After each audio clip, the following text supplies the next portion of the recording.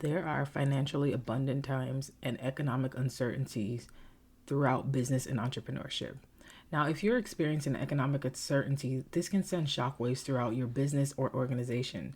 In this episode, I'll be talking about how to lead your team through economic uncertainty. Let's dive in.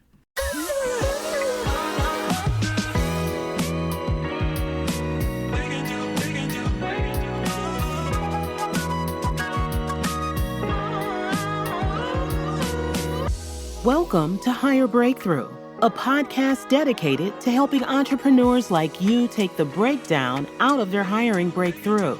If you're a founder who is ready to take back control and build your A-team without the overwhelm, you are in the right place. Your host, Kimon Napier, is a hiring strategist, speaker, consultant, and CEO of Hire Breakthrough. We're on a mission to help founders like you connect with the right talent to scale higher. Your time is way too valuable to stay stuck, and we want to show you how to stop chasing unicorns, take an intentional approach to your talent strategy so you can make your next right hire. Let's get started.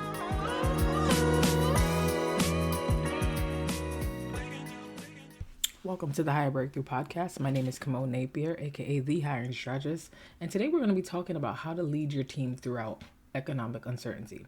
Now, this was a question actually asked by a listener, and I thought this would be a great podcast episode considering the time. So as of this time, we are in November of 2023, and the year has just been an interesting year for many people in business. So I wasn't necessarily surprised when I got this question, but I thought it might be an episode that would help people who are trying to navigate their finances and, the economy throughout this time period.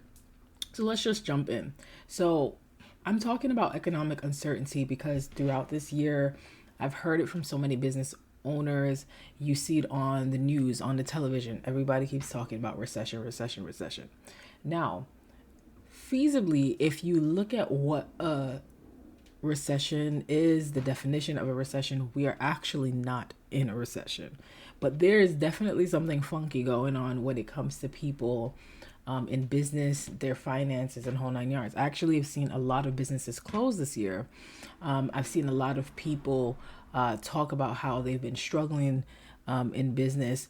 And so a lot of people have been operating on fear. Now, let's just dump into what we're talking about in this episode is when you have a team, how do you lead your team through something like that? So the first thing is that we know in business that there are waves. There are going to be times in business where you're going to be financially abundant. There are going to be times where things might be a little bit more challenging. And when I say these, I mean this time period is one of those times for a lot of people. Not for everyone, but for some people, they're feeling it more than most, depending on maybe their industry and so forth. So how do you navigate those waters? Well, I will say this, you have to come to a place and understand that you are not the only one going through this. And when I say that, I don't mean, business owner to business owner, comparing it in that sort of way. But I mean, as a team, you are the leader in your business. You have people who are working for you, working with you. You have to understand that this is not only affecting you, it's also affecting them. And I think that's a big mistake that I see a lot of leaders make. And then, if we're going to use this as an example, in the pandemic, what a lot of leaders and business owners ended up doing is that they saw the pandemic, they freaked out, and they fired their entire staff. And the interesting part of it is that 9 times out of 10, it wasn't actually necessary to do that because a lot of businesses were financially abundant during the pandemic. I was one of those businesses. And so this is a sign that what you really need to do is it's a time for you to truly get strategic and to dial in. You have to do things like market research, see what it is that is working. What do your customers and consumers really want from you in your business?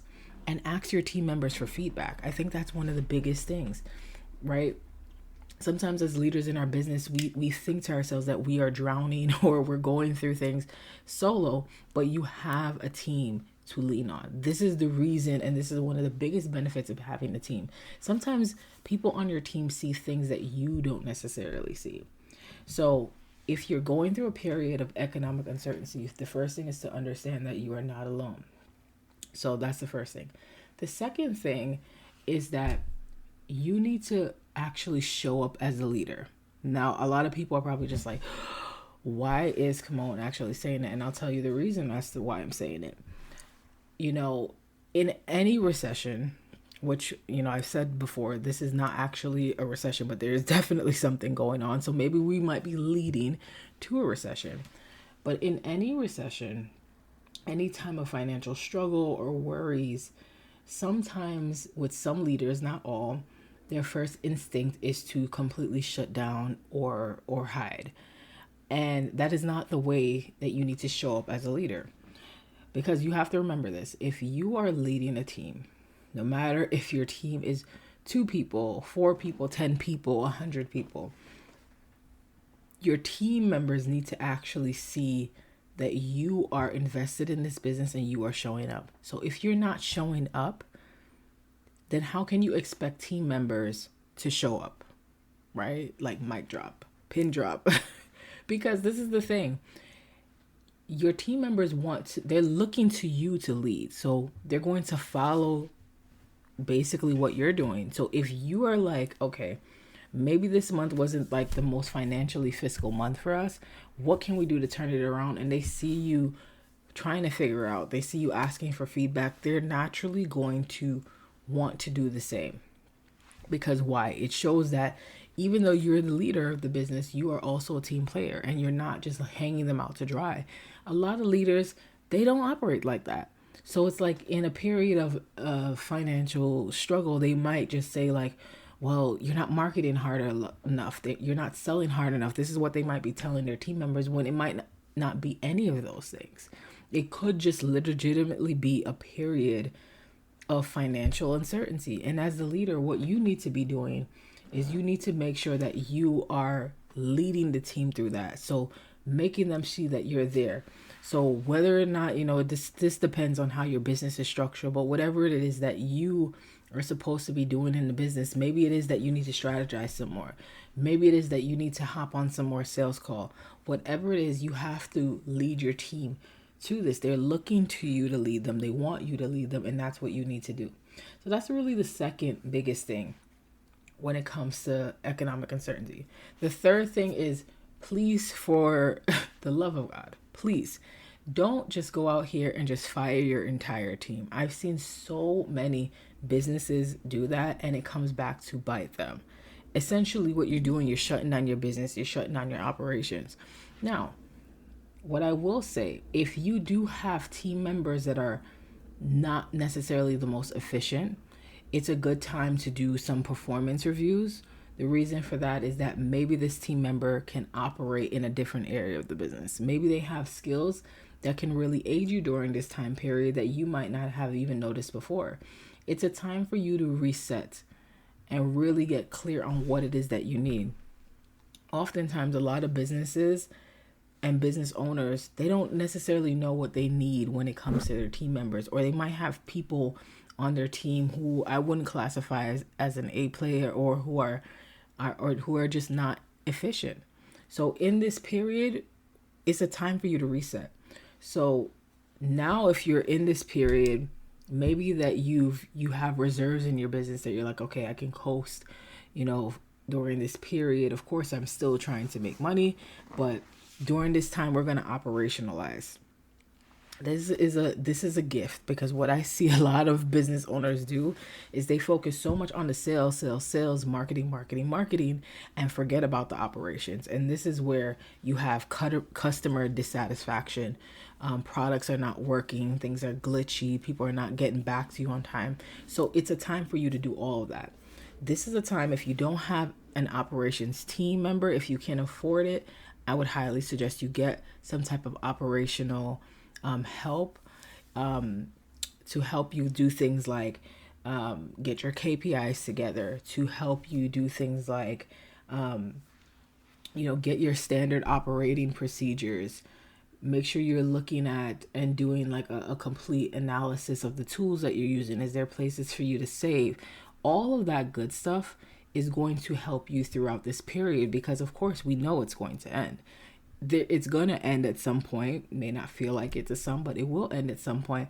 And when it does, you want to make sure that you can hit the ground running and everything is functioning in your business. It's also a time to help you stand out against, maybe your competitors or other consumers, because I guarantee you a lot of businesses have closed in the year of 2023, businesses that I was frankly surprised that closed. But at the end of the day, you never know what somebody is going through in their business. And if you are using this time to get strategic and smart about how you can make things better in your business, it's going to sustain, and it's going to help you probably to make more money, and it's going to help you to really hit the ground running when we get out of this period. So that's the next thing. The fourth thing is I'm going to actually use an example for this.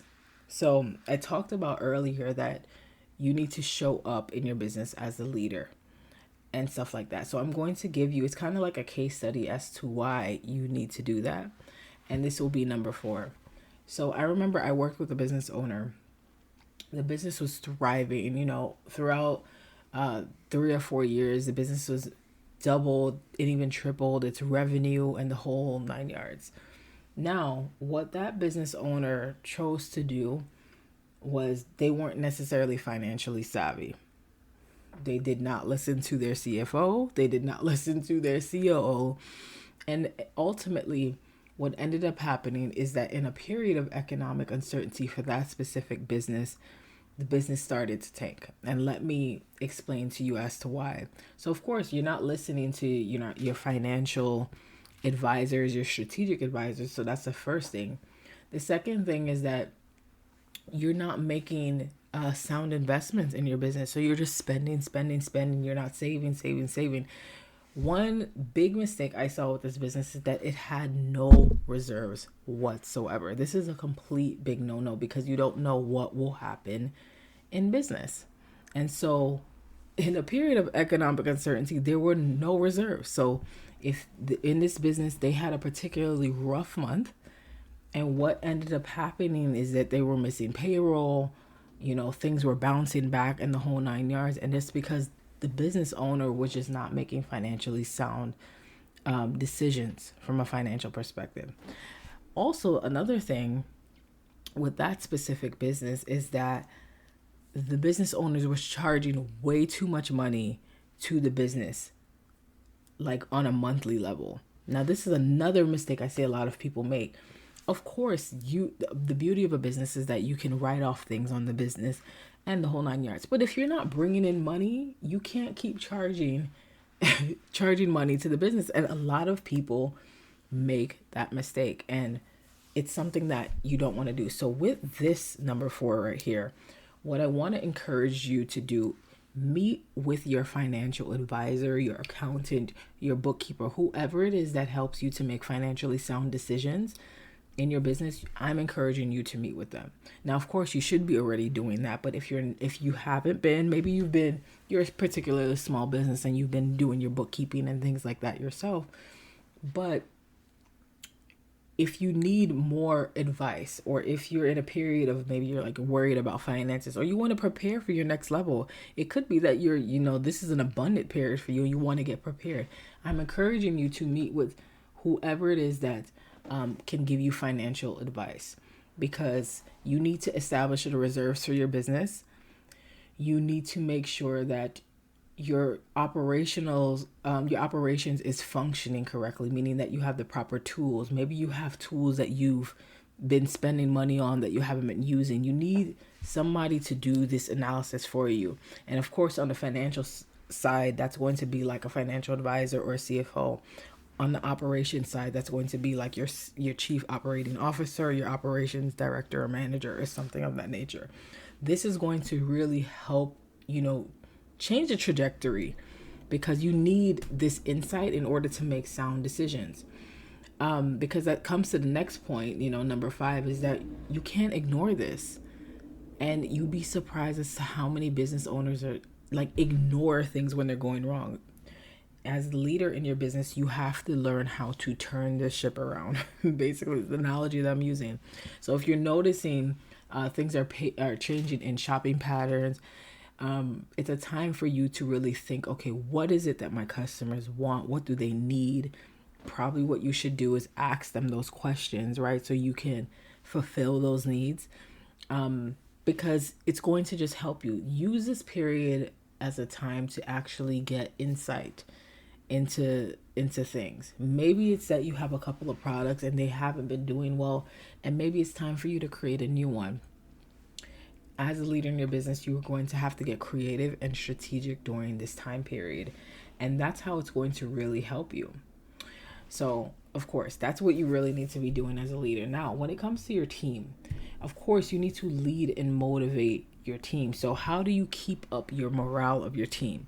Because, like I said before, even though it's an economically challenging time for a lot of people, your team members have their own lives. They have their own bills. Inflation has been a big issue, of course, this year for most. So they're dealing with their own stuff. And so as a leader, you need to be an empathetic leader during this time period, being more understanding. Statistics has shown during these type of periods, people deal with like mental health. And so you have to think about what is it that you can do for your team members that's going to support them during this time period. So a couple of ideas. Now, if your business, depending on how it's structured, what I've begun to see a lot of companies do is that they'll have early Fridays for their team members, meaning that they can leave work early. Some businesses are also doing like a no work or even a no meeting Friday, just to give people kind of a chance to catch their breath because of all the things that they've been dealing with during this time period. Those are things and examples of empathetic leadership. You want to provide something for your team that's going to help them.